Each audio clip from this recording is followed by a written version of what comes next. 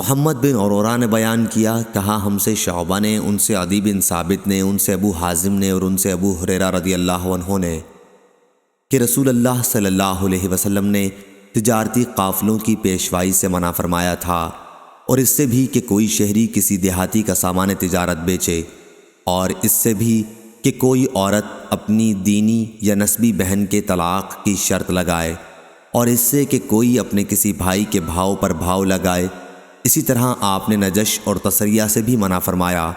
محمد بن عرورہ کے ساتھ اس حدیث کو معاذ بن معاذ اور عبدالصمد بن عبد الوارث نے بھی شعبہ سے روایت کیا ہے، اور غندر اور عبد الرحمن بن مہدی نے یوں کہا کہ ممانعت کی گئی تھی مجہول کے صیغے کے ساتھ۔